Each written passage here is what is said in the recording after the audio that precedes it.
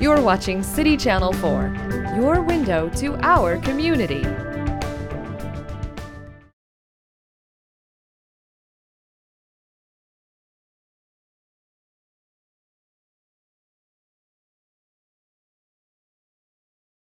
Between the four of us talking tonight, we have Iowa State University, DNR, City of Iowa City, and Iowa Department of Agriculture and Land Stewardship. So I'm going to start off the first part. My name is Mike Kittner. I'm with the Iowa Department of Agriculture and Land Stewardship.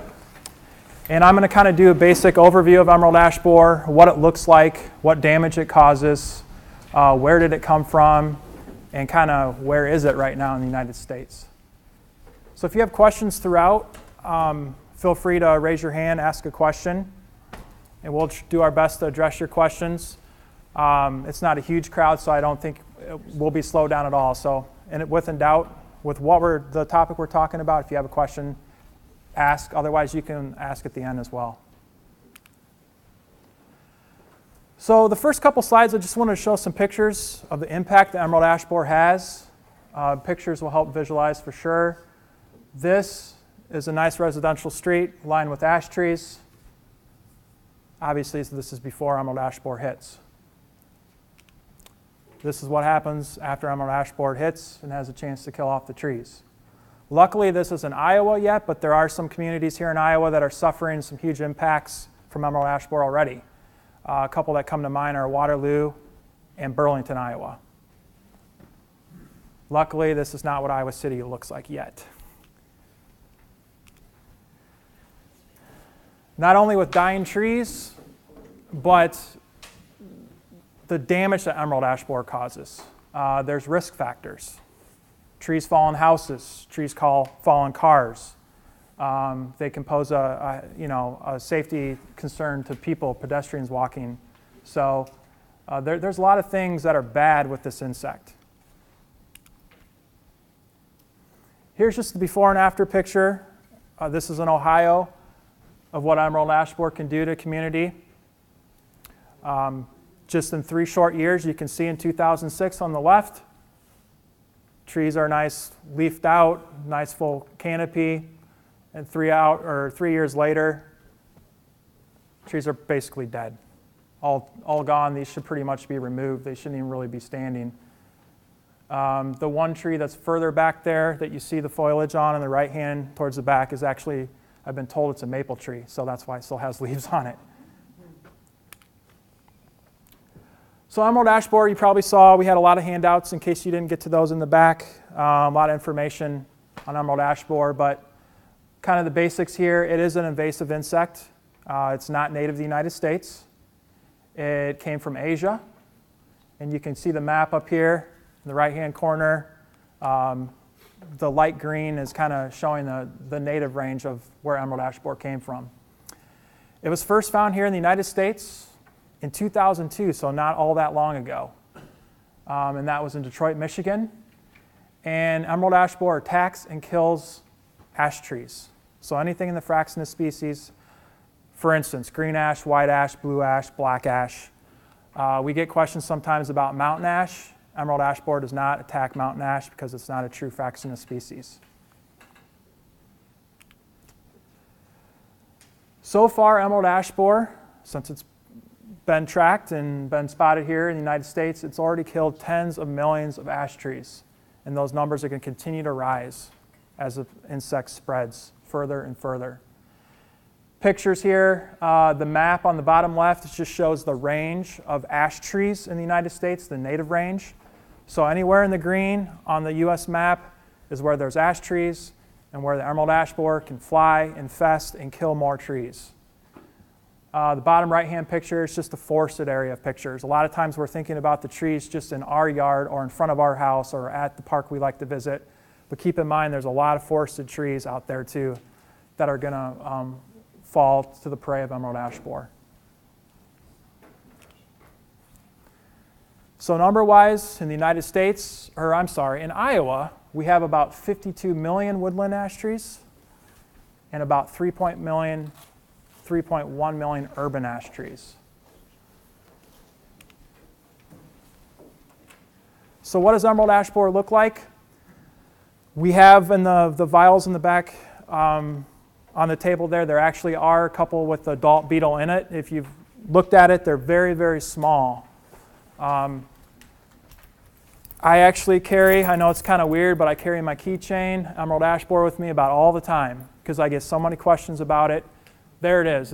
If you can even see it, it's very small. It's a metallic green beetle, only about a ½ an inch long. If the wings were to be lifted up, there's a bright magenta color underneath there. And this is a good thing that we use a lot is if you were to find a beetle and you think it might be emerald ash borer, pull out a penny, place it on the penny, and if it goes across Lincoln's bust there, just like that, it could potentially be emerald ash borer. A lot of the beetles that we find are going to be bigger than that. Here's just a picture of a lot of the samples that are sent in. For instance, at Iowa State, DNR, I think gets some, we get some that people think might be emerald ash borer. Believe it or not, the cicada does get sent in sometimes. The six-spotted tiger beetle has a pretty shiny color on it too. That gets confused sometimes with emerald ash borer. But that's the real deal up there, the top left-hand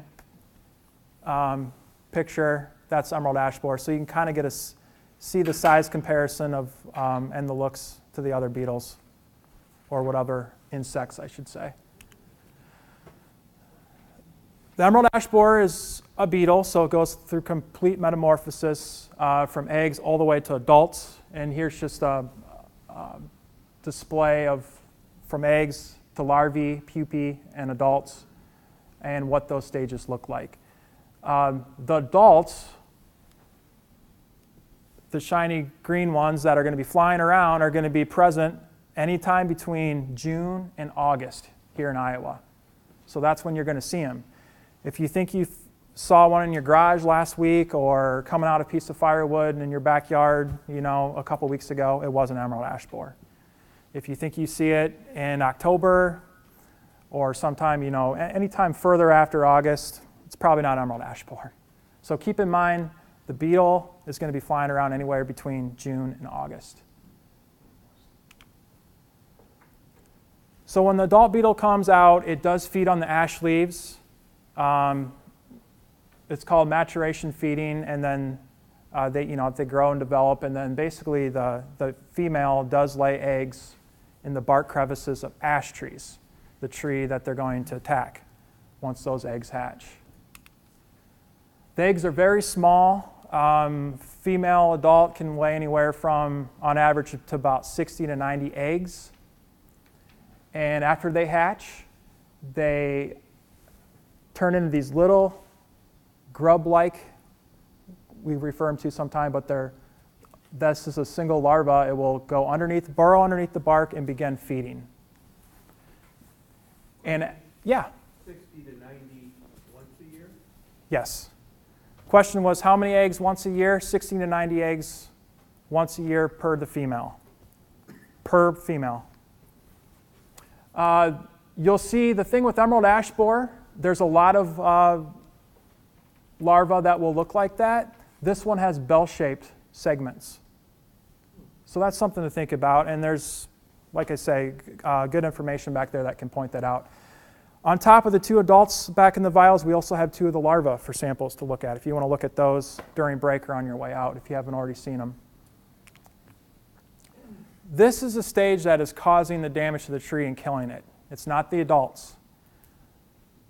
So as this larva grows and develops and gets bigger, it's basically eating away underneath the bark of the tree.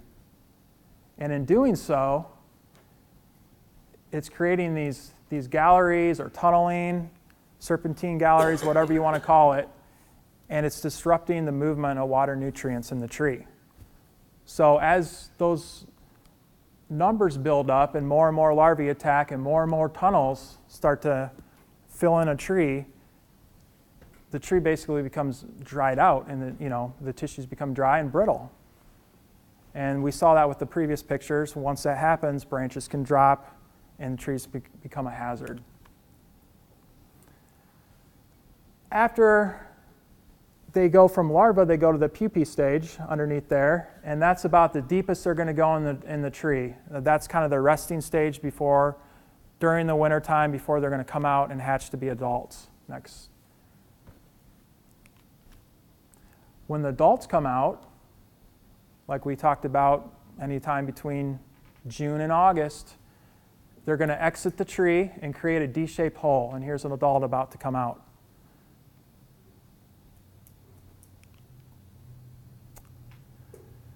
So kind of to pinpoint more exactly when the peak activity emerald ash borer is, I just threw up this map.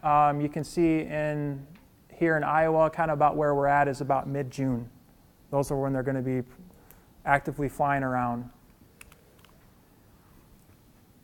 As seasons can change from year to year, and the season, depending on the spring is, a good thing we use sometimes is plant indicators when certain plants are in bloom. And we do know that when black locust is in bloom is when EAB is out and present. So if you're familiar with black locust, you can always use that as an indicator plant. So just a brief history. Does anyone have an idea where emerald ash borer came from, since it's native? Any guesses? Kind of where it showed up on that map?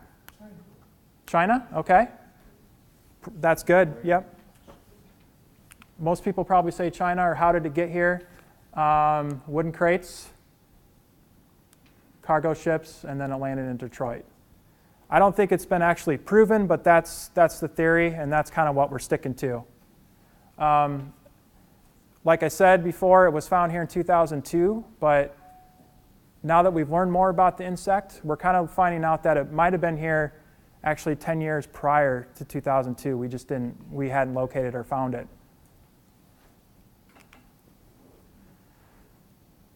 So, in 2002, it hit Detroit, and then we started tracking it. We found out this was a pest that we definitely had our eyes on. I'll make a comment that some pests we're able to eradicate, kill, and stop the movement of. We found out kind of early on that emerald ash borer is not that type of insect. The problem with it is that usually when we find it, it's a delayed response on our end. It's already been there for several years, 2, 3, 4 years. It just depends. So anyhow, we tracked, and this is basically USDA doing track work. And so 2005, you can see already 3 years later, after we first found it in Detroit, it has spread into Indiana, Ohio, and a little bit in Ontario there. 2009, spreading even further. You can see some of the satellite populations building up. And it's not spreading like a big wave, like a wildfire. There are populations, and I'll talk a little bit more about why that might be going on. And here's the current map. Every county on the map that has a red dot has been confirmed with emerald ash borer. So all the way as far west as Boulder, Colorado there, and you can see it down in the south in Louisiana and Georgia. And this is just a visual for 2015. All the red counties had detections last year.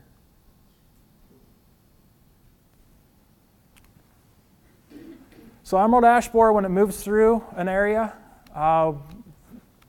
it's really doing damage to ash trees, especially when the numbers build up.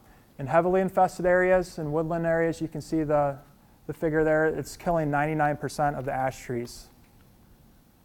So it's not like a hit and miss thing, or I cross my finger and hope it doesn't attack my tree. It's pretty much hitting every single tree. Okay, more specific to Iowa. Alameda County is the first county we found it in, very northeast county, and that was back in 2010. So Detroit, 2002, was first discovered. It wasn't discovered here until 8 years after that. It was right along the Mississippi River there. You can kind of see on the map, Wisconsin and Minnesota had some detections here. So there was some pest pressure. It's just a matter of time until it creeped into the Iowa side. And sure enough, it happened in 2010. So in 2010, we had only one county found. It was that Alameda County. And then in 2013, 3 years later, we added 4 more counties to the map. So there was a little downtime there from 2010 to 2013. And then it's kind of ramped up since then. 2014, we found 13 counties. And in 2015, we found 11 counties. So currently, right now, we're sitting at 31 counties confirmed positive for emerald ash borer in Iowa. And you can see that this year, unfortunately, Johnson County was added.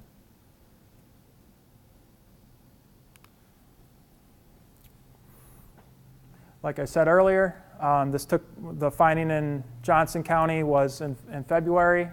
It was in Iowa City and was on the University of Iowa campus.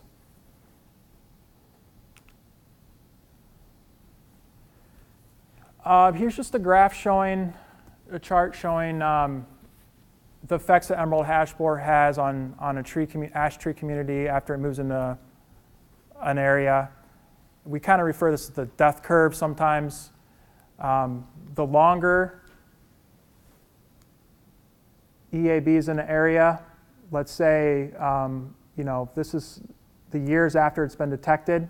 So about 6 years after initial detection, you can see that the tree mortality, percent tree mortality, which is on the left-hand side, begins to ramp up. So basically anywhere between about 6 years and about 12 years or 13 years, ash trees are going to start to die faster and faster and more and more in quantity. So keep that in mind. Yes, it was found here in Iowa City recently. You might have seen it on the news or heard it on the radio, read it in the paper. And maybe next summer you're thinking, oh, my ash tree hasn't died yet. Were they hyping this up? It is a real deal. Just give it some time and you're going to start really noticing ash trees being affected by emerald ash borer. So going back to that map, we had the satellite populations. How is it moving around in the United States? How's it getting around so far? EAB moves one of two ways. Can move one of two ways. One is natural movement. It's a beetle, so it flies around. The good thing for us is it doesn't fly very far. It can fly maybe up to 2 miles, but generally speaking, it's going to stay in close. It tends to attack the same tree over and over and over again. The figure I've heard about 60% of the beetles go back to the same tree, attack the tree. So luckily, they're going to stay close. As long as they're food sources, they're not going to fly out very far. The reason that that's really moving distances and creating satellite populations is because people. We're moving it around in ash logs and nursery stock and firewood, and anything that you can put on that's infested, put it on that has wheels on it. We're contributing to the spread, so we're helping it move faster, unfortunately. In effort to slow down the spread, there are federal quarantines in place, and here's a map just showing the federal quarantine. And the things that I kind of touched on, for instance, ash logs, all hardwood firewood, things like that, need to stay within the yellow areas, need to stay within the quarantine. Those are called ash-regulated articles. And in an effort to keep it from spreading to new areas, you want it to keep it within the yellow areas. So if you have, for instance, hardwood firewood, and you want to go to Lincoln, Nebraska, you wouldn't be able to take hardwood firewood there because you'd be leaving the yellow area, going out of a yellow area. You can always move into the yellow area, you just cannot move out of the yellow area. Now, there are exceptions. You can get permits and work through that, but generally speaking, that's how the federal quarantine works. It does have impact on people. Producers of firewood, we work with companies closely to help them get the paperwork they need and the right type of treatments they do to move it. We work with loggers that move ash logs out of Iowa or even out of the country.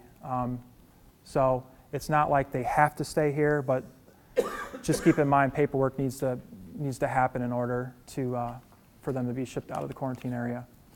These maps are updated all the time, and there's a couple websites where you can source that quarantine map. If you have questions, there's also phone numbers to call if you have any questions about the quarantine itself. So just to touch on again, the regulated articles about the quarantine is ash tree debris, ash nursery stock, non-heated ash lumber, and hardwood bark chips that are greater than 1 inch in 2 dimensions.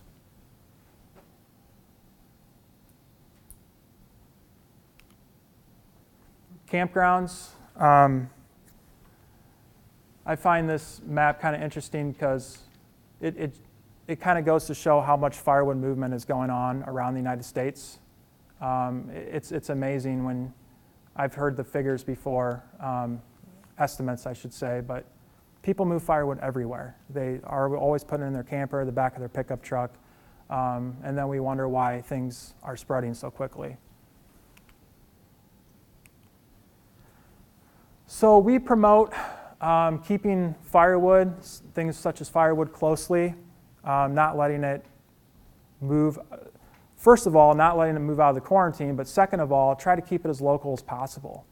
Just because if you're in the quarantine, you saw all of Iowa was quarantined, but we would promote not moving it here from Iowa City all the way up to, for instance, like Sioux City, because it hasn't been found in Sioux City.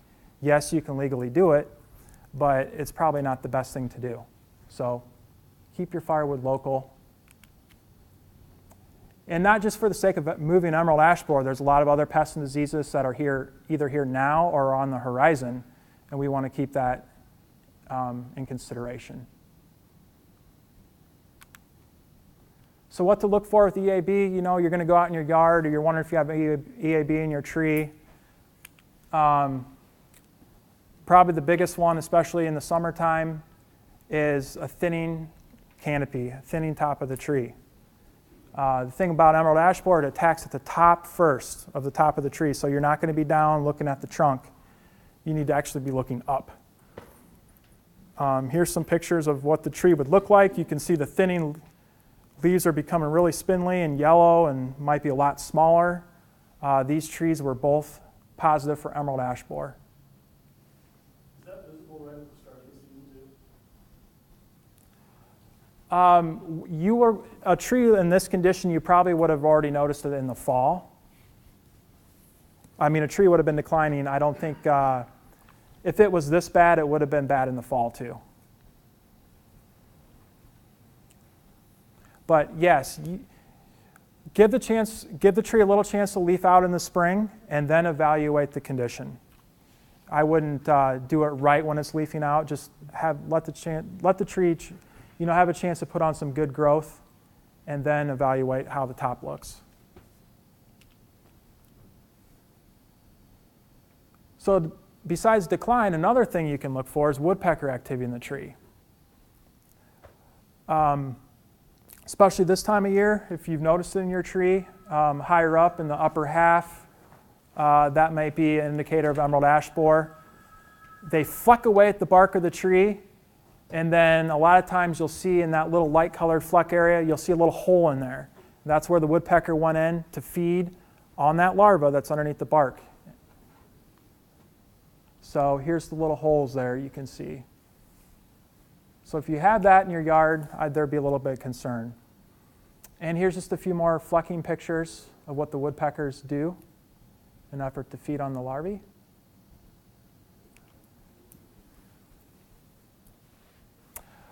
Another thing is that as they're feeding underneath the bark, sometimes the bark will split. And you can see those galleries underneath that we showed on a slide a little bit ago within that split on the bark. So if you look really closely, there's the galleries in there. And then sometimes there's a lot of loose bark on the tree, if you see it lower, and if this is a picture on the right, you just pull off the bark, and they're all underneath there. I guess I was going to, it sort of answered my question. Would it look like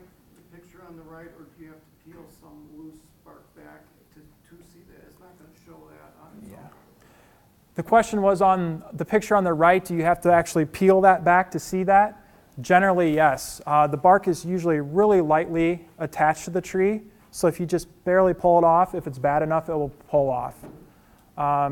I suppose the wind or some animal could pull it off too, but generally speaking, you have to pull it off. So loose bark is a clue already. Loose bark, yep.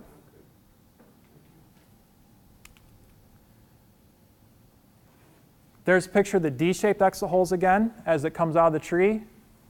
In the comparison next to the penny, they're very, very small. It's not typically something that you're looking for. In fact, if you see D-shaped exit holes, and if they were caused by emerald ash borer, if you see them at head level, you pretty much know that it's progressed all the way from the top, because remember, it attacks the top of the tree first, and made it progressed all the way down to the trunk. And your tree's probably shown other things besides just D-shaped exit holes by that time. But they're D-shaped because the beetle's kind of got a round stomach on it, if you want to call it that, and a flat back. So that's what the shape it creates when it exits the tree. And lastly is these emerald ash borer attacked trees can have this epicormic sprouting on the trunk, or maybe possibly larger branches. And that's because as it's killing the tissue off in the tree and working its way down, the tree's trying to put on a lot of extra growth in an effort to combat back and try to stay alive. There's a lot of reserves in the roots still, so it's flushing on growth in an effort to kind of stay alive. So you can see those epicormic sprouts either during the growing season when there's leaves on the tree, or you can even notice them in the wintertime. And lastly, this is the last one, the foliage feeding. We talked about the adult beetles do maturation feeding, and when they do so, they notch out little notches in the leaves. So sometimes I will use it, and you kind of pretty much need binoculars, but you can look up in the tree and see if there's notches up. Again, they're going to be attacking at the top of the tree. They like to be basking where the sun is, where the light is, so you really need to look up. If you're seeing maturation feeding really low in the tree, it's probably not the best place to be looking for it. Yes? Earlier on, we had a slide that showed how many urban trees and how many woodland trees in Iowa were ashes. Actually, I think it said 52 million woodland. It was something like 5.1 or something like that. Urban. Can you tell me, do you have a handle on what percentage of trees in Iowa that 52 million trees is? Woodland trees or urban trees? What percentage of woodland and urban trees are ash trees in Iowa? You're pretty close on the numbers. The 52 million was the woodland, and the 3.1 million was urban. Unfortunately, I don't have a percentage to share. A lot of communities around Iowa have done, tree inventories, so there's kind of some inventories. But generally speaking, I think the number I hear about a lot for public trees in the community statewide, I think hovers around 17, 18%. Yes. So I have that figure. But statewide for all trees, there's so many woodland trees, I wouldn't know. Good question though. Okay, any other questions for those topics I talked about? Yes? Do they favor really big trees, or is it equally young and huge trees? Okay, great question. Does emerald ash borer attack just big trees, or do they like small trees or any tree? They will attack basically any size tree. They'll attack all the way very down to small size trees to big ones.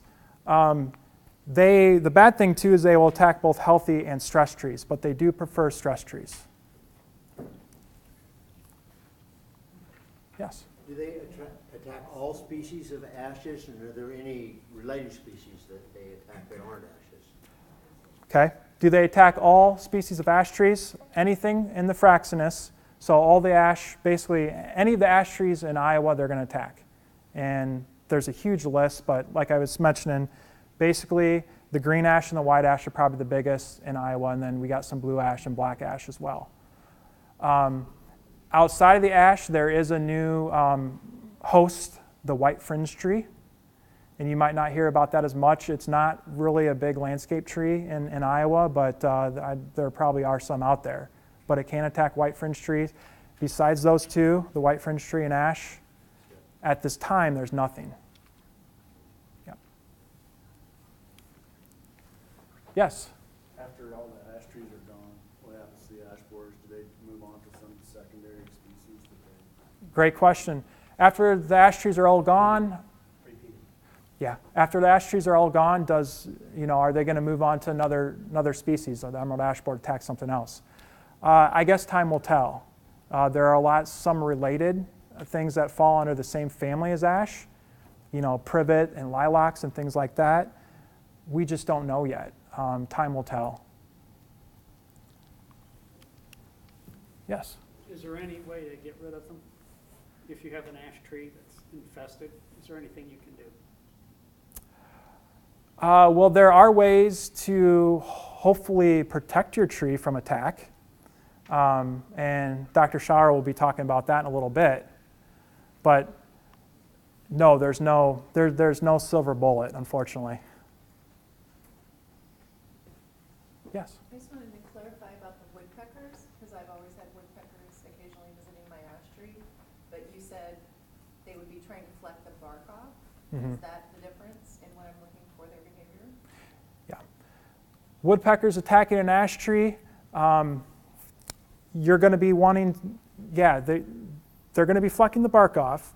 One thing to keep in mind is that woodpeckers can be flecking the bark off of a tree, maybe not necessarily just for emerald ash borer. There are a lot of native borers that attack trees too, so they could possibly be feeding on those. I will say in my experience though, when I see the flecked off bark and I also see the feeding hole where they took the larvae out, if I see those two things in association, I have more reason to have concerns that emerald ash borer is there. The thing about emerald ash borer is it's been attacking ash trees in its homeland for hundreds and hundreds of years. The thing is that they have different types of ash trees over there. The thing about insects is they tend to have a kind of a narrow host range, not always, but especially in the case of like emerald ash borer. For some reason, they just evolved to attack ash trees. And if you were to take some of their trees over from Asia, for example, their native trees, and bring them to the United States and put them right next to our trees that are native here, our emerald ash borer will tend to go to our trees, attack them first versus the native trees from Asia, because emerald ash borers co-evolved through many, many, many, many years with the ash trees over in Asia, where that has not happened here in the United States yet. So the defense mechanisms in our native ash trees are not the same as they are over in Europe or in Asia. Is it the thought someday we'll be able to get some ash trees from over there and bring them here? Or probably? There's a lot of breeding work being done, resistance of ash trees. There is hope that we'll be able to have grow and produce trees here in the United States that are resistant to ash.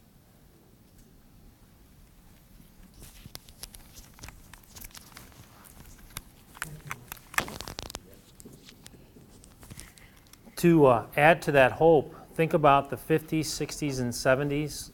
We were talking about Dutch elm disease.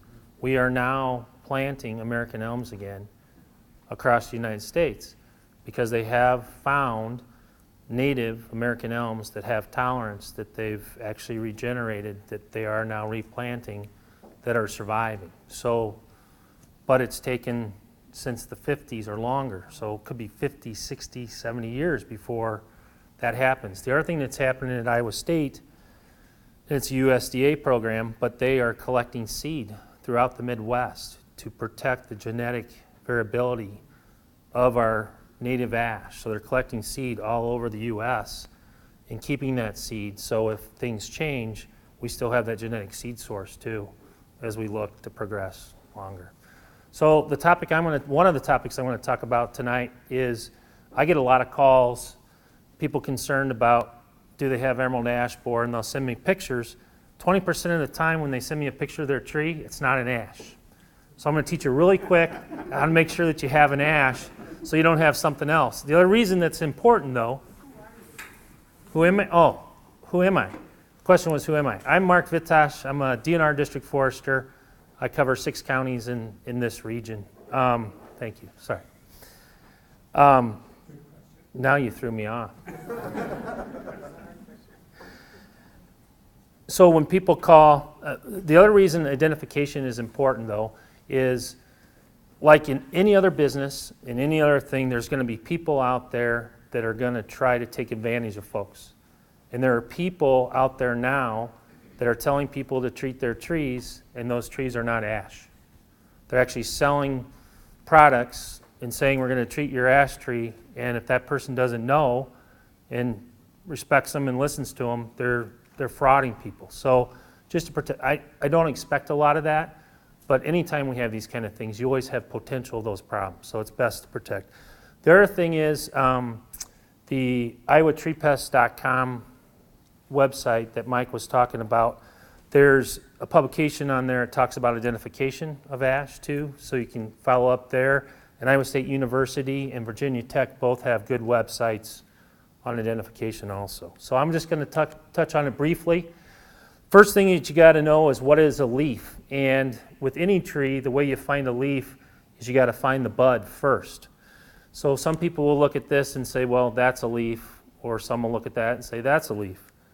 Well, you got to find the bud. And so from that bud out is what your leaf is. On a maple, or I'm sorry, on a cottonwood, that's a leaf. That's called a simple leaf. Okay, that's one leaf. On an ash, that whole thing is one leaf. That's called a compound leaf. And these are actually leaflets. So when you're looking at identification in ID books, one of the first questions they'll ask you, does it have simple leaves or compound leaves? So that's really important in identification. There is one exception with ash, though. There actually is a single leaf ash out there. It's a European selection, and there's a few in Iowa City. When I was a forestry student at Iowa State a few years ago, I came back one weekend from my dendrology class, and I was just testing myself, and I found this tree. It had all the characteristics of ash, but it had a simple leaf. I had learned that they all had compound. Took it back to my instructor and found out there is an exception. There is one single leaf ash variety out there, but that's not very common. If you ever want to see them, there's some along First Avenue over by City High. But most have a compound leaf. Most of our common ash that we're going to deal with have a compound leaf. And depending on the species, they might have 8 to 12 leaflets, 7 to 5, or 5 to 7 leaflets, or 8 to 11 leaflets, depending on the species. So the other thing that ash produce is they produce a seed that's a wing, but it's a single wing, kind of like the end of your canoe paddle, okay? That's kind of, think about it. It flies just like the maples, but it's a single wing rather than a double wing like maples. But most of your ash are going to produce that. Now, some of our urban selections, though, are male selections, so they may not produce seed. So you may have some trees that don't produce the seed. The other key characteristic with ash compared to other species is the way the buds are arranged on that branch. And with ash, they're opposite. So they're in pairs compared to some species have what they call alternate, where the buds alternate from side to side as you go down the branch. Things like oak and elm. But on ash, that means the branches are also opposite. So you can even see that identification in the wintertime. The reason that's kind of important for our native species, there's only a couple species that have opposite branches. Basically the ash, maples, and buckeye, which is more common in southern Iowa. But those are really the only three that there are some ornamental selections from Europe and other places, or China, that have opposite. But most of our native trees, there's only 2 or 3 that have opposite. So it's kind of that elimination when you get into that. The other thing with ash compared to, I told you maple is one that also has opposite. Well, on maples, this right here is a leaf scar. Well, this is ash, and the leaf scar on ash is a shield shape. On maples, it's a V shape. So if you have opposite, and you think, well, it's maple or ash. If it's V, it's probably maple. If it's a shield shape, it's some type of ash. So there's little things like that that can help you in identification. Obviously, if that branch is clear up in the tree, you're not going to be able to see that, but if you have branches that you can see, that can help.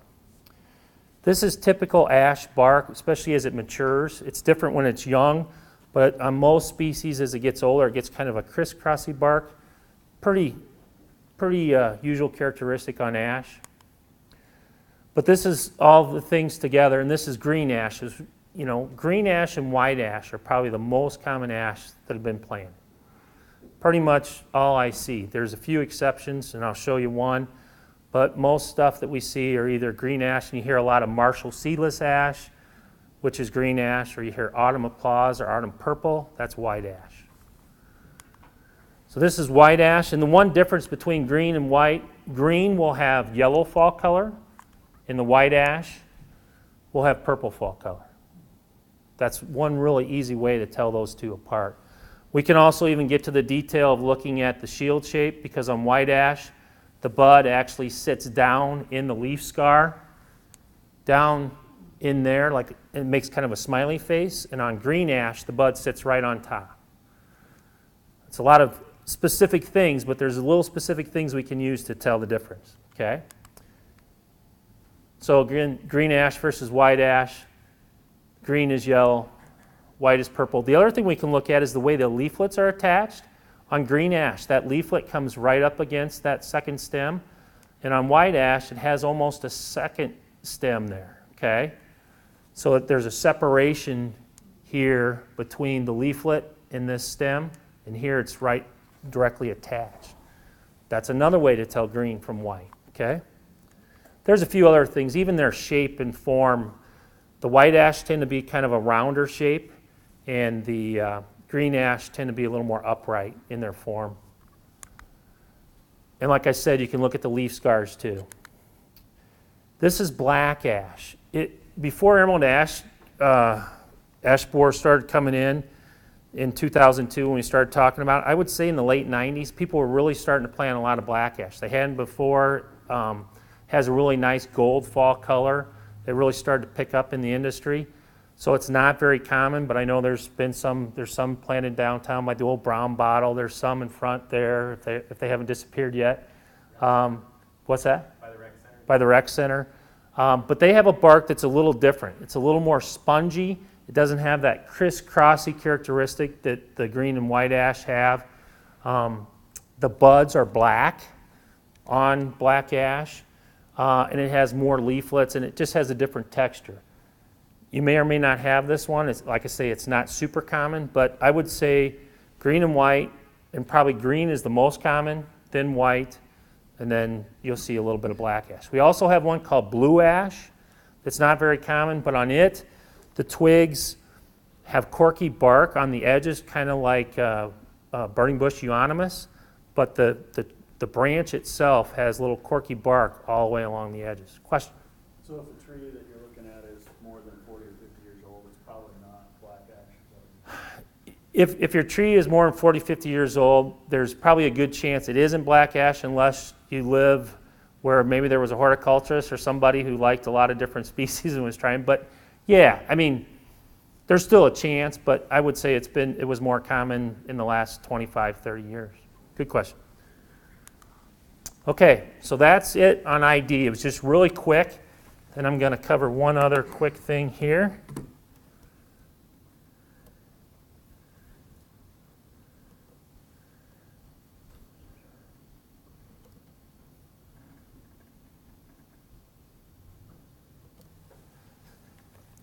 So Dr. Schauer is going to talk about treatment potential.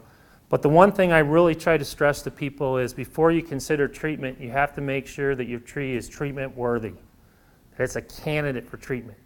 I think there's a few trees out there, or more than a few, sometimes people, for different reasons, want to treat them, but there may be a reason why it's really not justified. So we're going to explain that a little bit, and Dr. Schauer will get more specific when he talks about treatment choices. So this is obviously a healthy ash tree. The one thing to remember about ash, I would say the average lifespan of an ash is probably somewhere between 40 and 70 years. There are exceptions, just like anything else. But I've been doing this for about 29 years, believe it or not, and I've seen a lot of ash die, and they usually die between 40 and 70 years if they do. I have seen a 100-year-old ash tree, so it can happen. But if you think about our urban environments, they're pretty tough environments around our houses and our downtown areas. Some of our areas where the soil may not be as good. That's a tough environment for any tree. In urban areas, the average tree age in our communities is only about 40 years. When you get into a park area, that may go up to 70 or more. But in any tree in those areas, it can be tough. So keep that in mind if you have an ash tree. Again, you may have an exception, but you're probably somewhere in that 40 to 70. So this is a healthy tree. Obviously, this is not. If I have a tree that's already showing stress or is already declining, even if it doesn't have emerald ash borer, treating that tree for emerald ash borer is not going to save that tree. If it's declining from something else, it has a disease, or it's just in general decline because of the site, treating it is not going to make it better. Okay? So keep that in mind. Just more decline. Mike was talking about different symptoms to look for. Again, not a healthy tree, not a good candidate.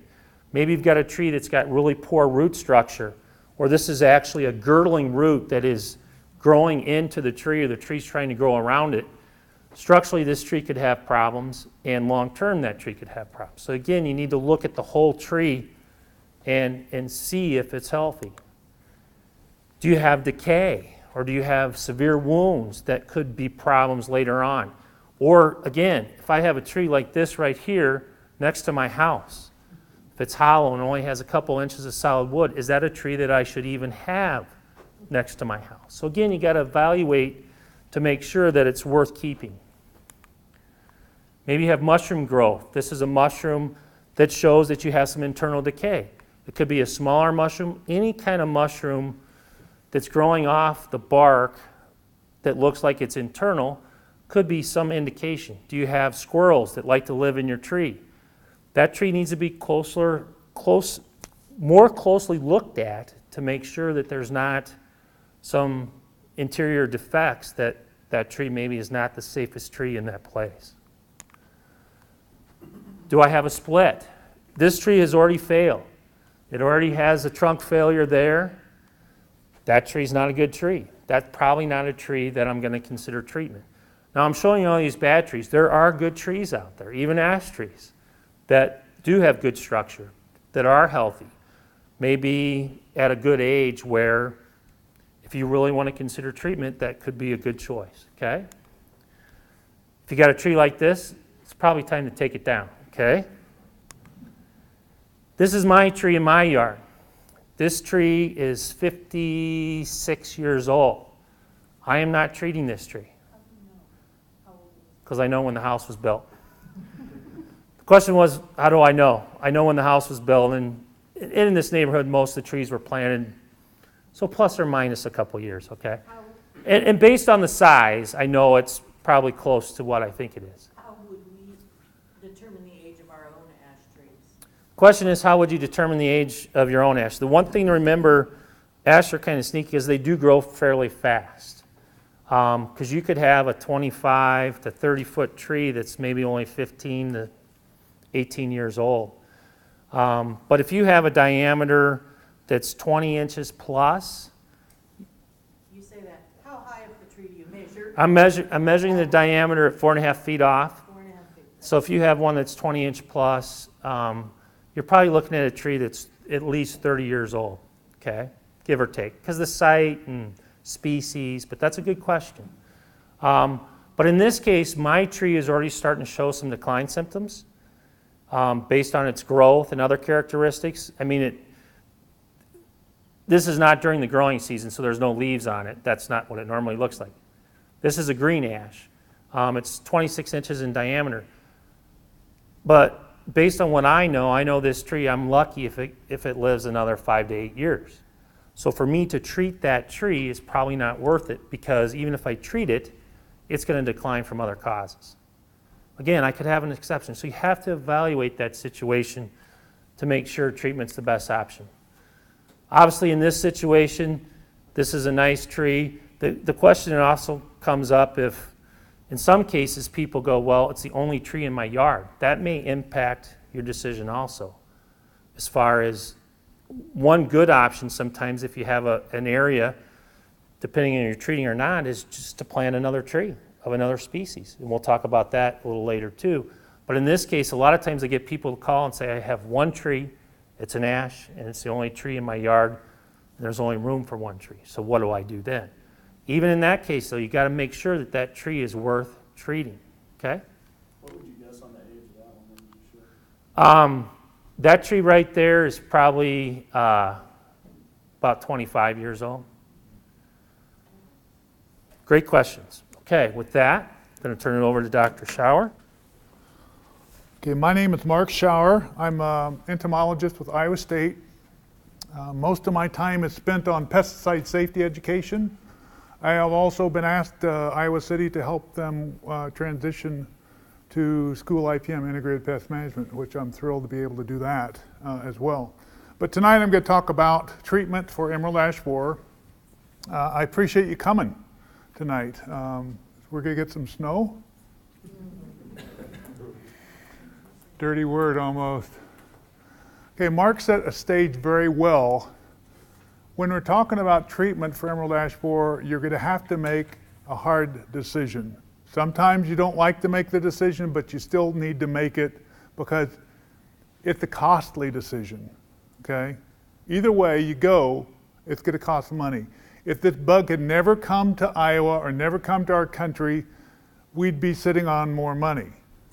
But if we have an ash tree or several ash trees, like I have 14 in my yard, I have some financial decisions to make, okay?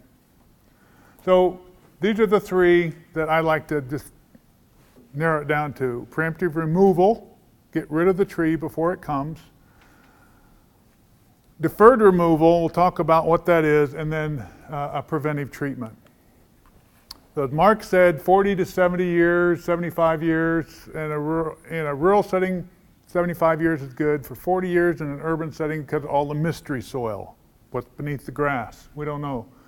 He talked about some structural problems already. Distinct side issues, one thing he didn't mention was weather. Weather has wreaked havoc on a lot of our large trees, including our ash trees, blowing the top out. We get late frost. When I know several years ago on Mother's Day, we had beautiful leaves out, and all of a sudden we got hit with a hard frost and knocked all the leaves off. Okay, that's hard on the trees over a period of time. So if you've got some issues like this, that you already know you might have some issues, or girdling roots or whatever, you want to consider taking that tree out. It's less costly to take that tree out when the tree is still alive than it is when it dies. If it dies with emerald ash borer or any other malady, as Mike said, the tree becomes brittle because those larvae are working on cutting off the plumbing of the tree. The top part of the tree dries out and then becomes brittle, and a climber cannot get up there. So you have to use a bucket truck or a crane to remove the tree. So that's going to be more expensive to bring that equipment on the site than if they could go up the tree with their spikes and take off the tree branches bit by bit, okay? So that's part of the cost issue.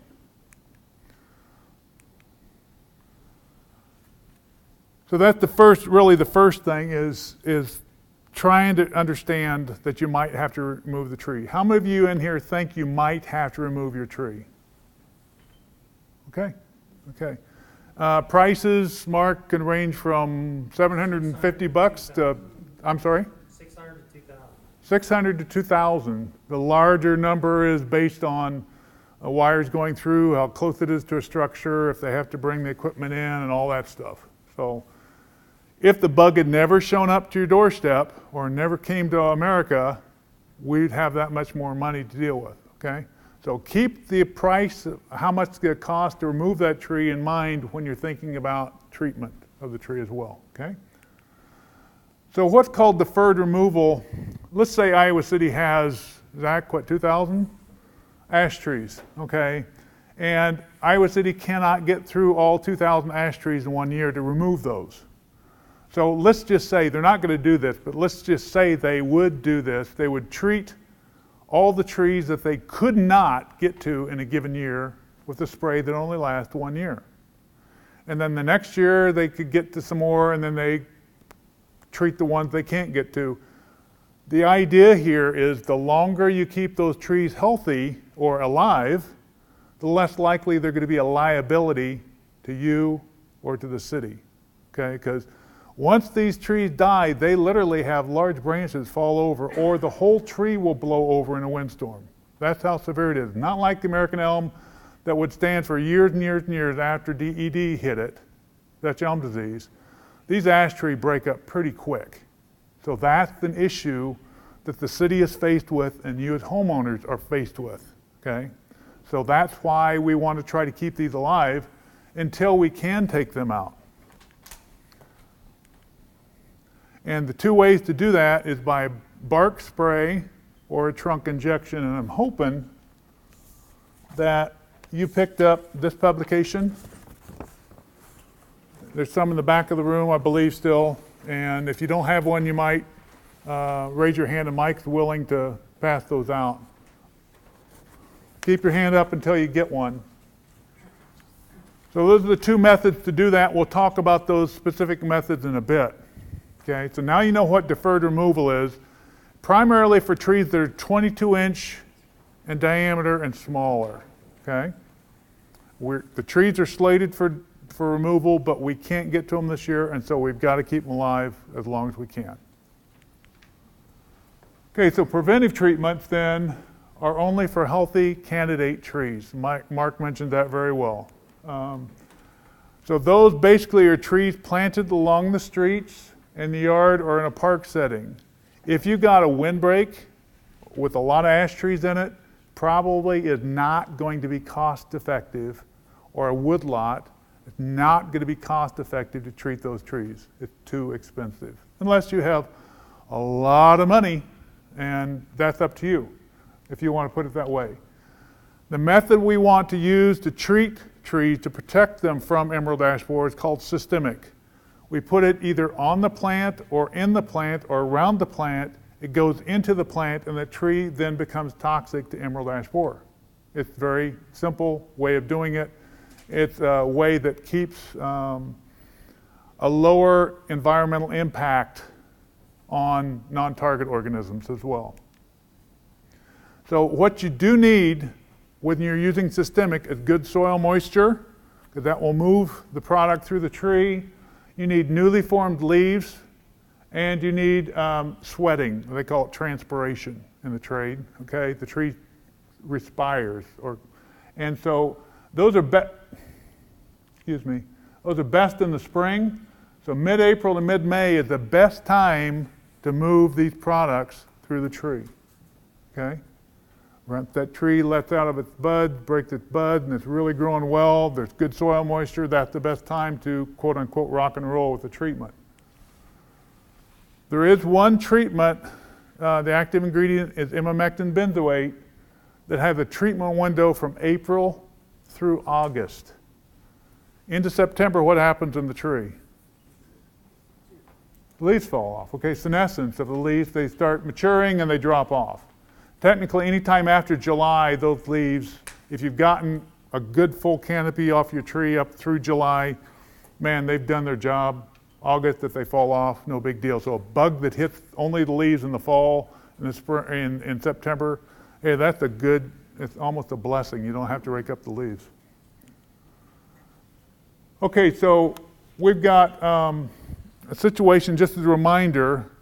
Mike indicated that the females have to select the trees, and they do that by the volatiles, the chemicals that are coming off of the tree that smell like ash, okay, compared to other trees. They're keyed into that just by their makeup, genetic makeup.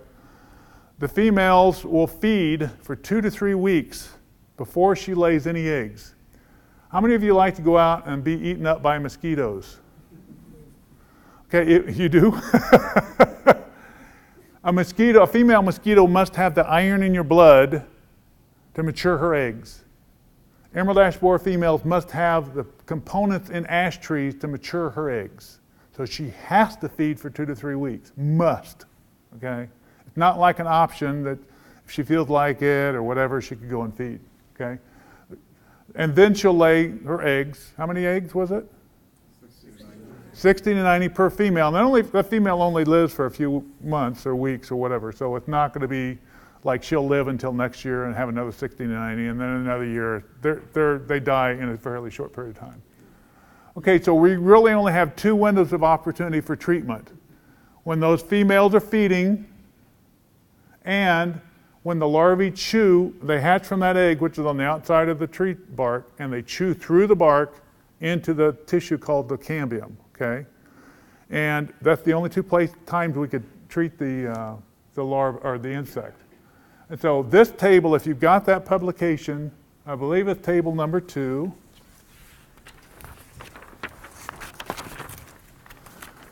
It's on the second page. And so I'm going to unfold this a little bit at a time. So the left column over here is the insecticide.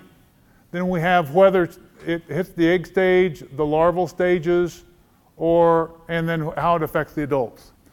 So if you're going to use imidacloprid to solve the problem, it doesn't kill the eggs, but it does kill the first instar larva, but no other larval stages. So that's a really good example of how you've got to hit that first instar larva for one of the things. And then look at the right. As far as the adults feeding on the leaves, if those leaves have imidacloprid inside of them, as she feeds on them, she'll die. She must feed on them for several days to do the job, though. Okay? But she has to feed how long? 2 to 3 weeks. Okay? Again, I was a high school teacher. I get in these ways I have to repeat things. Let's look at the second insecticide called dinotefuran. Again, not toxic to the eggs. It is toxic to the first couple of larval stage. But look about the adults. How many bites does it take? Just a few bites. Okay? So let's look at the next one. Imamectin benzoate. It doesn't hit the egg stage. It does hit a couple of larval stages. And look at this. 1 or 2 bites is all it takes for the female to die. That's awesome. Now you say, Mark, how much stuff are we actually putting in the tree? 4 milliliters for the whole tree. 4 milliliters, 1 teaspoon. So that's not very much stuff. Yes? Are the leaves, which are then toxic to the adults, toxic to anything else? They have. Than emerald ash borer? Okay, the question is, are the leaves that are toxic to the emerald ash borer adult, are they toxic to anything else while they're on the tree or when they're off the tree? Either. Okay, on the tree, if a caterpillar feeds on them, yes. If they fall off the tree, no. Because they've done some studies underneath the tree to find out how it breaks down with leaf litter, how it affects the microorganisms, how it affects earthworms, and so forth and so on. No effect for any of these products. What about pollinators? We'll talk about that in a little bit. The question was about pollinators, and I'd like to bring that up if I can toward the end of this. Basically, the short answer is does not affect them. Okay, but let me clarify that. And the last chemical that's available for treatment is called azadirachtin. You ever heard of neem or the neem tree? It's the same stuff. Okay, it's a biofood product, if you want to call it that. It affects a couple of the larval stages. But look at this. It's not toxic, but it messes with the female's ability to lay a number of eggs and viable eggs, healthy eggs, so the eggs don't hatch. Okay? And it also messes with the larva's ability to shed the skin to go to the next stage or even to become an adult. Okay? So there are different modes of actions that are at play here. And so these are the 4 different products that are available in our state for these treatments. Question? Yes? On the previous slide, what percentage of effectiveness is the last one, since it is a non-toxic as far as versus the medicine, which seems to be pretty successful? Okay, the question was how effective are each of these things percentage-wise controlling insects? Not hedging it, but it's going to vary. It will vary depending on the tree and stuff. But let me just say it this way, that all these methods have proven to be successful in protecting an ash tree compared to an untreated tree. So if you don't treat your ash tree, it will die. Okay. There are some that are more effective. For instance, imamectin benzoate, they're touting it to be 100% effective. I don't believe that. And down to imidacloprid has had success rates from 70% up to 90%. And the dinotefuran, I read an article before I came down here, is almost as effective as imamectin benzoate, but not quite. Okay, so we wouldn't recommend any insecticide if it didn't have any effectiveness that would be satisfactory. Okay, good question. Okay, this is the map of our state showing the different infested counties, positive counties. Each dot is where Mike was able to find emerald ash borer, Mike or somebody else find emerald ash borer. And here in Johnson County, we've got a positive, and I've got to think the dot's right there because it's based on the circle. For some reason, the dot didn't show up on that map. That's interesting. Okay, anyway, and these circles are a 15-mile radius around that find, okay, that positive detection. In that 15-mile arc, all ash trees are at risk, okay? So in Johnson County, all the ash trees are at risk, okay? Now, when it came to Iowa City, and you found it this year, we were doing some bark peelings this afternoon, and so those galleries are probably a couple of years old. Is that correct, Mike? Yeah. Okay, a couple of years old or so. So once it comes to Iowa City, it doesn't have a napalm bomb that blows up the whole city and have these insects that just go everywhere and take out all the trees. Mike said 60% of those females go back to the same tree.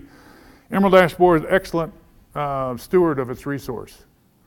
I'm saying that not to belabor the point, but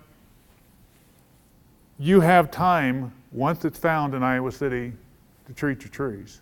Okay, you probably have a year or two to make the decision, to determine if it's good and all that. Because all these products, I've been told, have curative effect as well. So once the tree's infested to a certain degree, and we'll talk about that in a bit, you could do a treatment and you could stop the infestation of that tree, of that insect. Okay, so we're in the treatment zone. That's what we need to know here. There's 30 other places in Iowa that is known to be infested. Now, this is table 3 on your handout. In essence, there's 2 ways that a homeowner could do their own treatment. And one is called the granular method. That's the one that's highlighted with blue here. This is if you have a tree up to 12 inches in diameter. Now, where was that diameter measured? How great, 4.5 feet off the ground. Measure around that, that's the circumference, divide that by 3, that gives you your diameter, roughly, okay? So 12-inch diameter trees, you could use a granular, and I'll show you the details on that. And look at the time to treat that. It takes 4 to 6 weeks for the product to get up into the tree. When are the females active? June through August. And can you see now why mid-April to mid-May? 4 to 6 weeks, okay? And the other method is called the soil drench method. This is up to 20-inch diameter trees, so a little bit larger tree. Once you get above 20-inch diameter trees, let the professional, the certified applicator, take care of that for you, okay? And the treatment times are basically the same time, although they have early August in here for for each of these actually. They found that if you do a fall treatment, you have to use twice the chemical than if you do a spring treatment. So Iowa State recommends if you're going to do a homeowner method, do the spring treatment and you only have to use half as much, okay? So, yes?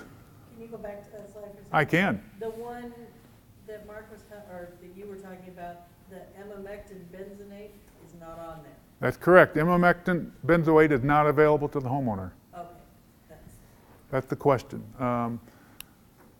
Part of it is imamectin benzoate is a trunk injection, and to make sure you inject the tree correctly so you don't wound the tree unnecessarily, you have to have training, and that's the primary reason. And the first formulation for imamectin benzoate was a restricted use product. which means you had to be a certified applicator in the state of Iowa. Yes, sir. It looks like all the homeowner treatment options are neonicotinoids. Excellent point. Yes. Okay, so Actually, bees. I'm just- the observation was all these are neonicotinoids. So that's why we're going to be talking a little bit later about the pollinators, because we're concerned that we don't put product in the environment that could harm our pollinators, just like you are. Good point. Okay, so if you're going to do a homeowner method, you need to read the label before you buy the product, because you need to know how big your tree is first. And if you go to buy the product, if you only get one bottle and you need 2 or 3, then you got to go back to the store again, because you won't be as effective. So read it before you purchase it. Again, the amount you buy or you put on is based on that tree circumference. Now, if you look at the product label, it does not tell you the 12 inches for granular or the 20 inches for soil drench. This is based on research from Michigan State, Ohio State, and Purdue. They found out if you go above these ranges, they're not effective. But chemical companies, they like to sell you more stuff. So we just are trying to get the word out that if you're going to do a homeowner treatment, and this is in these, it's the brochure that I've got in your hands, use these guidelines, 20 inch for soil drench and 12 inch for granular, okay? So with either one, once you've got your ash tree there, the best scenario is for that ash tree not to have grass growing up against the tree. The best scenario beyond that is not to have hostas or other perennials against the tree. The best scenario is to either have bare soil surrounding that tree 6 inches or more, or to have a mulch ring around that tree. Trees like fungal environments. Grasses like bacterial environments. And so if you've got a tree surrounded by grass, it's starving in some respects because the bacteria and the grass are not cooperating with the fungi that the tree roots need. So if you want to be a perfect homeowner, you take the grass out all the way out to the drip line and put in hardwood mulch. That's in a perfect world. I understand that. And I actually have done that with some of my trees. Okay, and it does turn them around. It really does help them. So anyway, I'm going to take, if I've got that mulch ring around my tree, whether it be 6 inches or 6 feet, I'm going to rake that back a foot or so, and then I'm going to mix up my product for a soil drench based upon the size of the tree in a couple of gallons of water. I've got my rubber gloves on, my chemical resistant gloves, and I'm going to pour that literally right around the trunk of the tree as it goes into the ground. Not away from it, right against the tree. Okay, and if you want to water that in, that's great. A little bit more, that's fine, you don't need to, and then you just rake it back once it's settled down in there. If you pour that product in through the mulch or a lot of plant material around there besides grass, it binds up and it won't go to the roots. That's why we ask you to do that, okay? If you're going to do a granular method, it's the same basic thing. You pull the mulch back, and then see how I pulled it back here, and now I'm going to put those granules within 18 inches of the trunk of that tree, and then I have to water that in. Must water it in. And whether you're doing a granular method or a soil drench method, let it dry thoroughly before you let the kids around it, your pets, or anything else, okay? It's just a precaution. Okay, questions on those two methods, either one of those methods? Yes? I stopped by Menards today to look at what they had on the shelf there. Okay. When it came to the granular, I thought she said, and this is the woman who was reading the label, which didn't look like it was that easy, said something about the granular had to be 3 inches deep. That's Okay. what she said. Okay, the question was, he made an observation of a local store that he thought with the granular method he understood it, or the person told him that it had to be fairly deep, like 3 inches deep. Maybe for the size of the tree that you've got. Okay, the idea is you just literally push that around the tree, water it in, and it goes in a little bit slowly. You got to wait for that water to go in and water a little bit more until it goes and dissolves, and then you bring your mulch back around it. But the price of a granular treatment like that is $35 for one of those containers, and for a soil drench liquid is 25 bucks. Okay, so it's more expensive to do the granular by 10 bucks than it is the soil drench. So whatever method you want to do. As I mentioned before, water is a critical factor, getting that product up through the tree. And then here's that statement, I'm saying it again, all treatment methods are more successful, than if you didn't treat your ash tree. Don't be a ostrich type, putting your head in the sand thinking, it'll miss my ash tree. No, it won't miss your ash tree. Very effective moving through a community. Okay, treatments are done either every spring or every other year, depending on the products you use. And they must be done for several years, so you're basically looking at a commitment for a year. How many years? 15 to 20 years at least. Mike was saying that curve like 12 years out. Well, once you get up where the emerald ash borer numbers, the beetles have built up so much in Iowa City that they're knocking out ash trees, they got to take them all out before they drop back down. And so it's going to take 15 or 20 years to do that. And so if you're going to treat your own trees, take the cost of treatment times 20 per year times 20. Then figure out that price, compare that to how much it costs to remove the tree. Just being blunt. Yes? What if you've already had your trees injected? Okay. You still have to go through that, must be done, because that's a lot of money. $250 it cost me for each tree. Okay, the statement was made that he's had one tree, how many trees? 3 trees treated, each tree cost $250. Okay, so he spent $750, and it's good for, what did they tell you, when do you have to redo that? Guaranteed for 2 years. Okay, and so instead of every year for 20 years, it's half of that number for 10 years. So you're talking $7,500 for that scenario. And I could ask you a question, is there enough soil around that tree that they could do a soil injection? How big a diameter trees were they?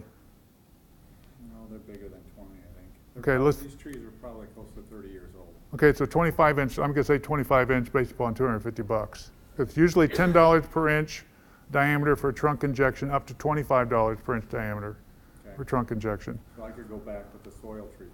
Well, with the 25 inch tree, you can't do it yourself, but they sure can do it. And the price, even though you're doing it every year, may be cheaper if you look at the whole thing. Okay. Okay, there is research looking at the frequency. Let's say all the people in this room represent the whole population of Iowa City equally. This is the number of people we have in Iowa City.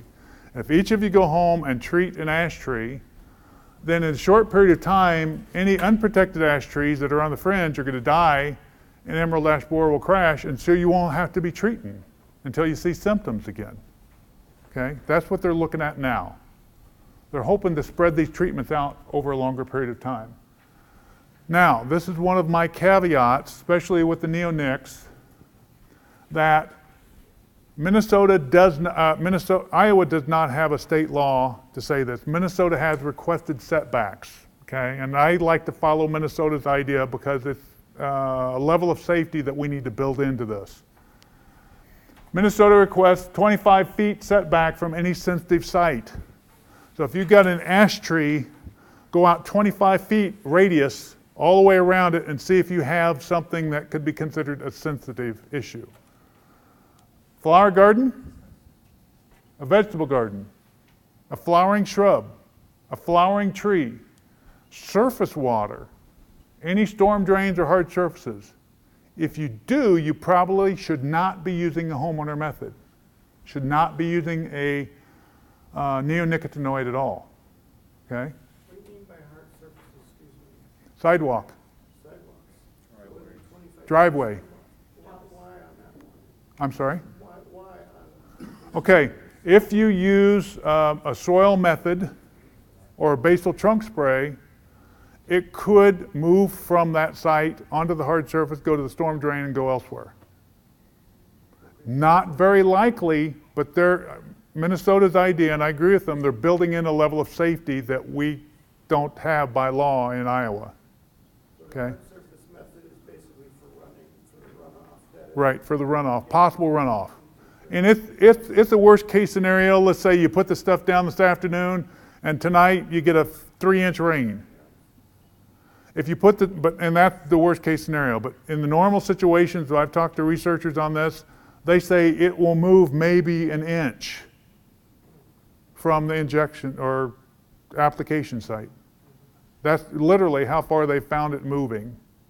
But let's build a level of safety in here, okay? And a hard surface includes a house?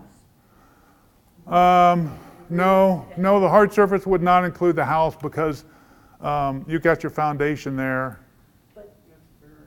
So I'm talking a horizontal hard surface. Now, the reason I say this about flowers and vegetable garden, flowering shrubs, flowering trees, is because they found if you do a soil treatment with a neonicotinoid, 1 year it lasts in that plant, especially if it's a shrub or tree, for 3 years. One treatment.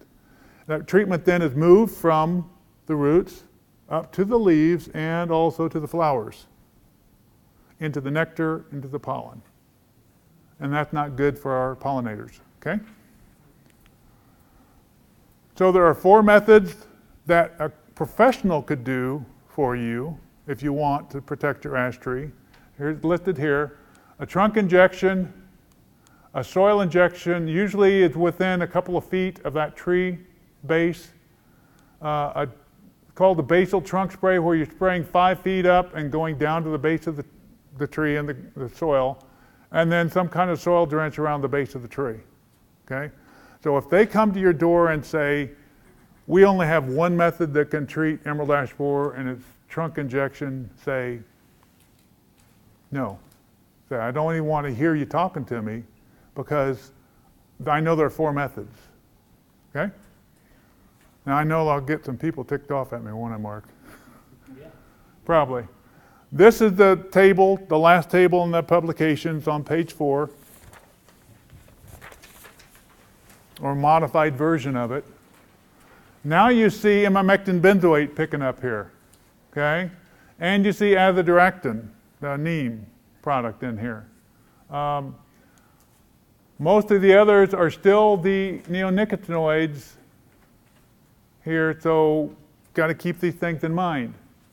Trunk injection, soil drench, and then basal bark spray. Those are the 4 methods, right? And look, most of the time we're talking about the spring for an application time. The only exceptions would be anytime you inject a tree trunk with imamectin benzoate or imidacloprid, you got during the spring through the fall a full canopy. Whenever that tree could pull up the stuff, we're good to go. But remember, with imidacloprid, it's best to do it in the spring because once those leaves drop off, it's not good for the next year. Imamectin benzoate is. Yes, ma'am. Is the imamectin a neonicotinoid? Imamectin benzoate is not a neonicotinoid, okay? Called an avermectin, A-V-E-R-M-E-C-T-I-N. So there's only 2 products that are not every year. All these others are every year must be done a treatment. The only 2 that aren't is imamectin benzoate, either sold as triage or arbormectin, and the azadirachtin sold as triazin, okay?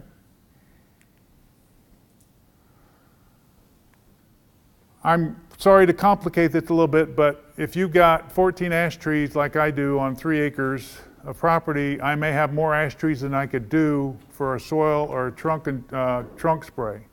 There's a limit, the amount of insecticides you could put per acre. Just like a farmer has a limit on how much herbicide he could use per acre, how much insecticide she could use, or whoever's doing the farming. There's a certain limit how much they could use per acre. Same way with these products. if you're doing a soil treatment or a basal trunk spray. If you're doing a trunk injection, there's no limit. Now you know why some tree companies come in and say, we're going to do a trunk inject. They're not limited. They don't have to count. They don't have to figure things out. They just come in quickly, do it, and they're gone. Okay? My thought is if you're going to do a treatment and you want that tree to last for as many years as possible, you rotate the methods. Because every time you do a trunk injection, you wound the tree. But if it's a healthy tree, it should wall that off. And if you give it, let's say you do a trunk injection year 1, it's good through year 2. Year 3, you come in with the soil treatment. Year 4, you come in with the basal trunk spray. Then year 5, you go back to the trunk injection. You've given that tree 2 or 3 extra years to compartmentalize those wounds, okay? But just know that whenever you do a trunk injection, it does cause a wound to that tree. Okay, so curative options. These products usually do control some infestations, the EAB, if the infestation is less than 1/3 of the crown. It's got to be less than 1/3. Actually, with imamectin benzoate, half of the crown could be gone. You could go in and treat it, and it'll control it. The only downside of this is you're going to have tree branches that have been killed by the bug. And so, because of that, you're going to have to prune those out, okay? And the other branches will fill in, especially if it's only 1/3 of the crown, all right? But just keep in mind, if you have it in your tree and you know you have it, and 1/3 of the tree is gone, you can either protect the rest of the tree, may not result in control, so they put that caveat on there, or take that tree out before it goes any farther, because you know it's already working on the tree and you don't want it to become brittle so that the cost goes up anyway. We don't recommend canopy sprays at all. Get a lot of drift, hit non-target, and then very few companies in the whole state have a rig that will hit the top of an ash tree. Plus the timing's got to be there, it's got to be perfect. So we just don't recommend it at all. Okay, questions up to now. I'm going to talk about pollinators here in a second. Yes? So you were mentioning hostas or other plants below your tree. Yep. Remove them if you're going to treat it? The question is, the observation is, and she's coming to confession here, and saying that she's got hostas beneath her tree, around the tree. The bottom line is, if you have a lot of plant material around the tree base, it encourages moisture around that tree base, especially when you have to water the tree there a lot. And if you got mulch there and everything else, it holds that moisture. It encourages rot of the tree bark itself. I've had it happen, I know, with property we used to live at. So the best scenario is to just have either bare soil or mulching around the base of your tree. And use your hostas or other plants elsewhere. You got them, you spent the time and the money, okay? Other questions? That's just my suggestion, it's not a commandment, you know that. But if one was going to treat a tree, if one was going to treat the tree, preventative or otherwise, yep. And there was plant material below it, move that before you bother treating it. Move the stuff around the base of the tree, whether you're doing it or a professional's doing it, okay. Yes. Because if they're going to come in and do a trunk injection, they need the base of the tree. And they may have to excavate around the base of the tree because you may have put more soil around the base of the tree than should be there. Okay. You should see, as the trunk comes down, you should see these fingers sticking out, the brace roots. If you don't see that, your tree's too deep. Whether it's 1 inch too deep or more, okay?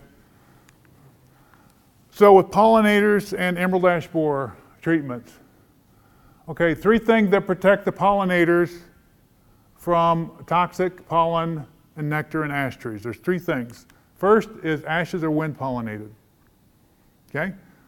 So if ash tree is a tree among other sources of pollen in the area, bees were not going to be attracted to that.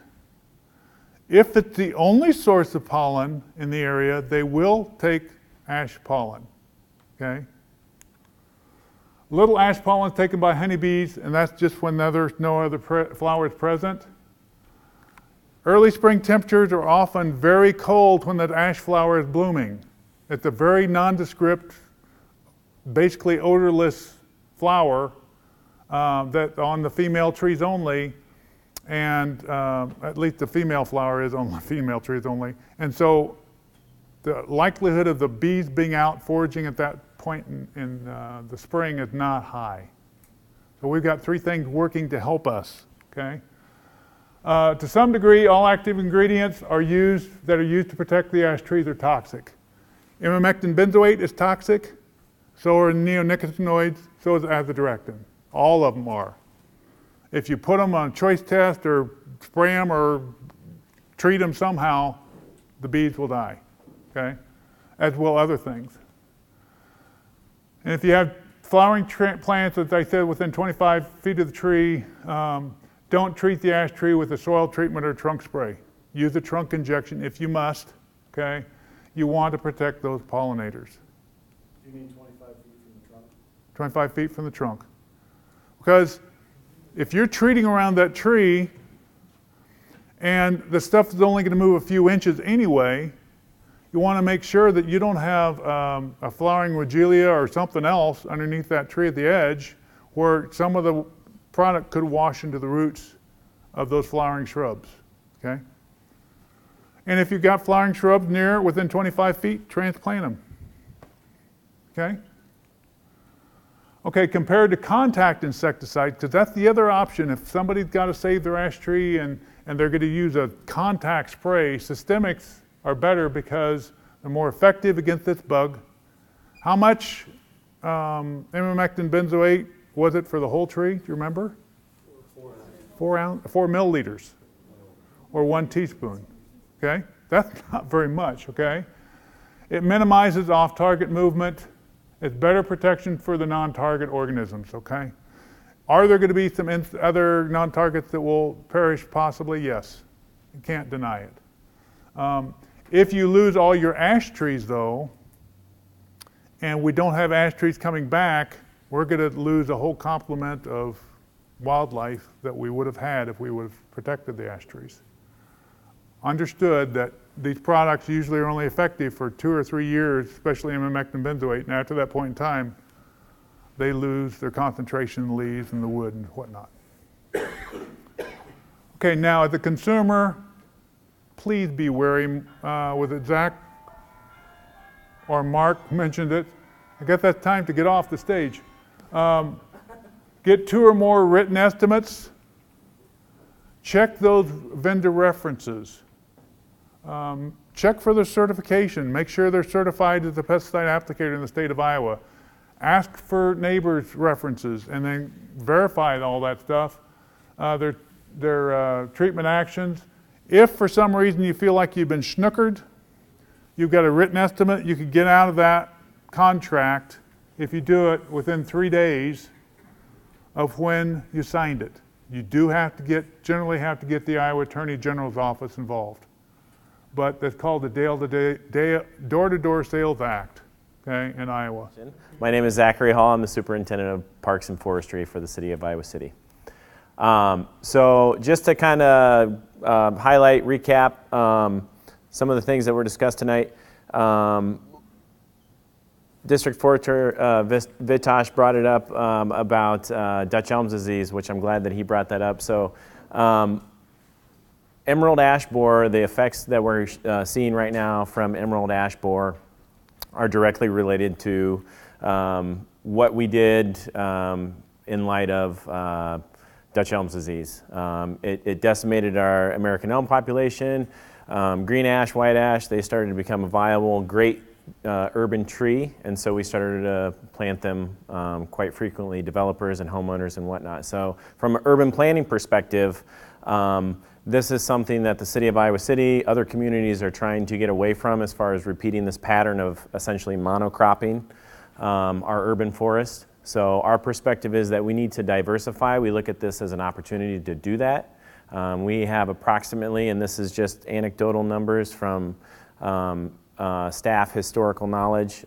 We have no inventory yet, but we approximate that we have 2,000 ash trees on public property. That includes the right-of-way and park trees, and then any other publicly owned facilities or land. That does not include the interior forests of Ryerson Woods or Hickory Hill. We have, as Mike Kidner said, we have, in interior woodlands, it's hard to determine those numbers. So, so for us, this comes down to an urban planning perspective. What do? We diversify. That's our goal. So diversifying. Dr. Schauer talked about costs and treatment options. You can see it gets a little complicated as far as applications, treatments, what applications can be done, timing of treatments, frequency of treatments, and then also costs. So for us, again, to get the most bang for our buck and to not, in our minds, repeat the same issue, but get at a broader goal of ours, we are going to diversify. We are not going to treat. We are going to remove our 2,000 ash trees. So I know some of you may have ash trees in your right-of-way. We had one question. I know the question's been brought up. What if I decide to treat my ash tree in my right-of-way? Currently, with the codes and policies that we have in place, it's no different if you decide to go out and fertilize your tree in the right-of-way, and for whatever reason, health and public health wise, as far as it becoming a hazard, we come and remove it. So same scenario. Getting back to diversification, I know District Forester Vitosh was going to talk about selections, and I think you have some information that we can share after the fact via website or something like that? IoTreeFest.com, there's lists from Iowa State on alternatives to that. Okay. So as far as species selection, internally we are working on a list of our own. We have a little bit more unique scenarios. We're dealing with downtown trees and planters in downtown, very harsh environments. Most of the time roadways, so you're dealing with salt, sands, road grime, pollution from vehicles. So, the trees that we put in are always in stressed environments. So getting back at what we had covered as far as an ash tree, 40 to 50, 40 to 70 years old, a number of the ash trees that we have in our right-of-ways are in those, and you can directly see those, again, going back to the Dutch elms disease scenario, that these were planted when these subdivisions went in. I can tell you I live in a subdivision that was put in the 50s and 60s. I had a nearly 60-year-old ash tree. I removed it last year, not specifically because it's an ash, but because it had other defects, similar to District Forester Vitosh in his tree, because it had other defects right by my house, right by the driveway. I knew this was coming. I'd rather replant, and so that's what I did personally. So that's what we're choosing to do as far as the city is concerned. I can tell you two things that are coming out of this that is great for our urban forest and great for our forestry program is one, council has recognized the need for a tree inventory. We do not currently have one. That is something that is coming out of that, so we do have some funding available, so we will be getting a tree inventory. We're going to have a consultant come in and do that within the next couple of years. City of Cedar Rapids just finished their process, and they've selected a vendor, so other communities in the area are doing it as well. The second component that's exciting for us from an urban forest standpoint, and I think organizationally, I think community-wide for Iowa City, is that we're working on a partnership right now with the University Power Plant to see what kind of goals we can help them with. I know they have sustainability goals for 2020. They do some wood burning within their power plant processes, and so we're working with the landfill and the power plant if we can help with that, or if we can feed into that with all the urban lumber that's going to be coming out. Off of that, the landfill is looking at changing how their operations are going to be affected. So you'll probably in the near future see not only wood chips available, but potentially lumber. We've talked with the university forestry group, and they've had one person interested in milling operations. So for us, that's exciting that we're going to look at a different way to deal with our essentially wood waste. Thank you all.